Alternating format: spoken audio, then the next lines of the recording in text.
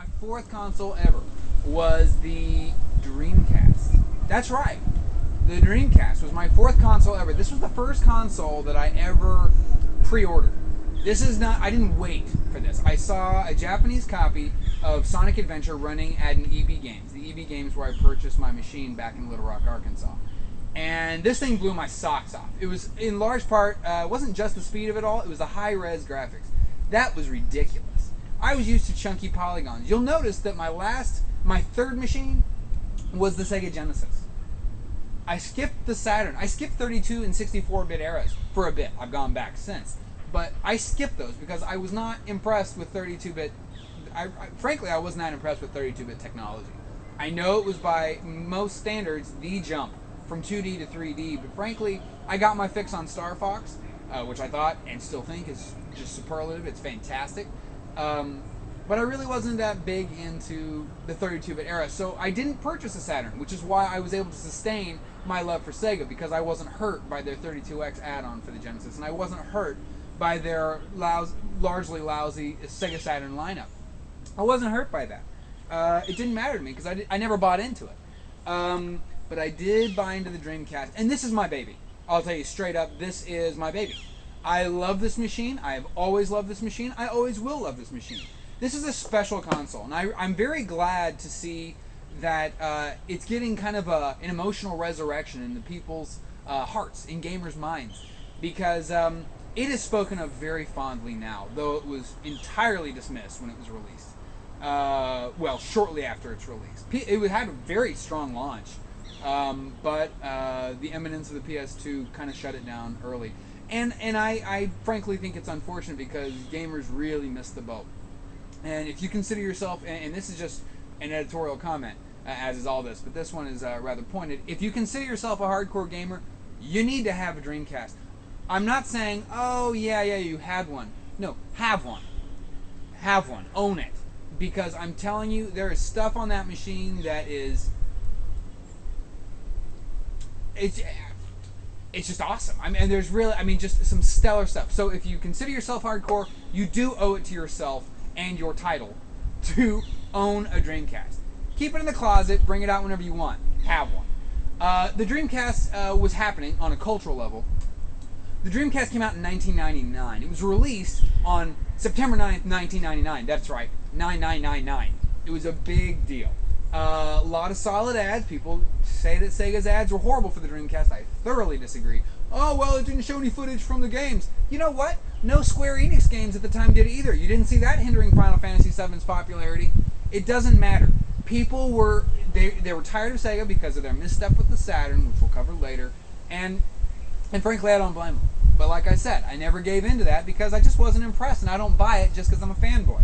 A, I don't have the money, and B, why would I buy a piece of crap if it's not good? Why? Just because of the future? No. And I'm not getting after you PS3 owners. I'm just saying. We'll get it later. So anyway, the Dreamcast on a cultural level was 1999. This is the turn of the millennium. Now, admittedly, it takes, the real turn is at the very end of the year 2000.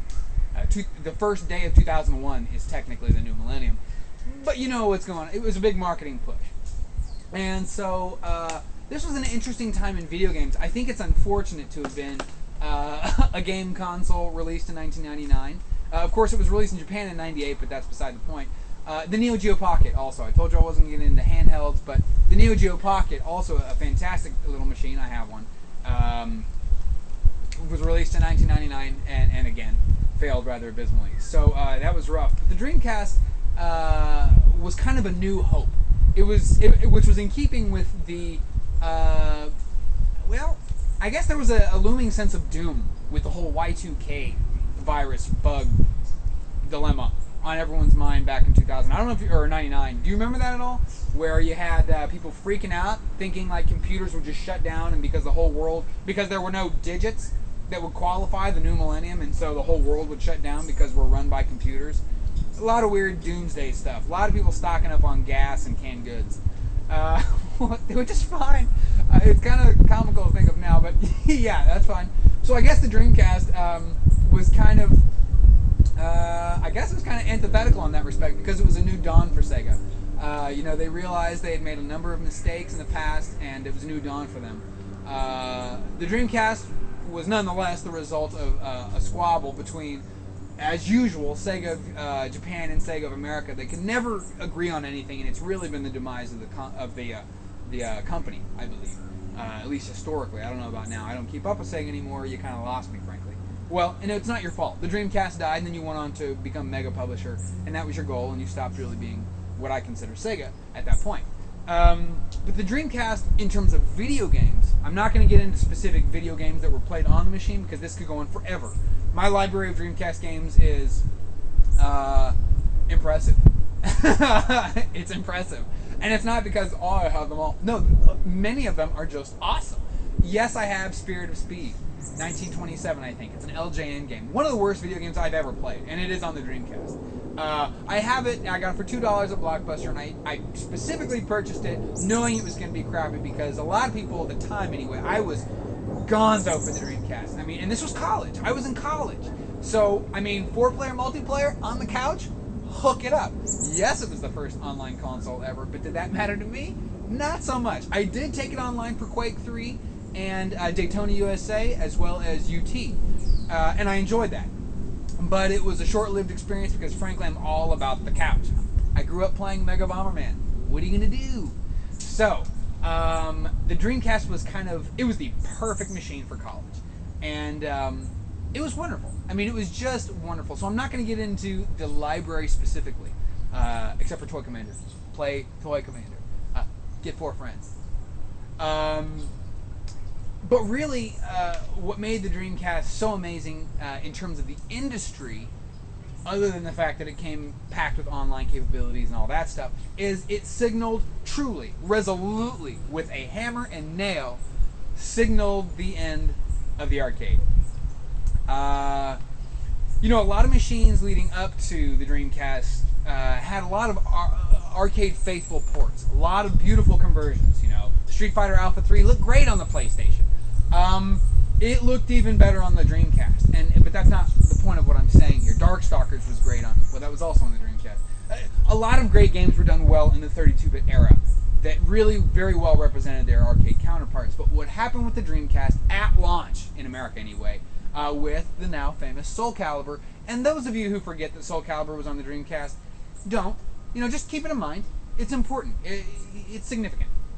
Yes, and even though it was released recently on Xbox Live Arcade, it's missing the mission mode, which was huge and absolutely worth it. So, to date, in my mind, if you want the real experience of one of the greatest fighting games ever made, seriously, top 3, well, yes.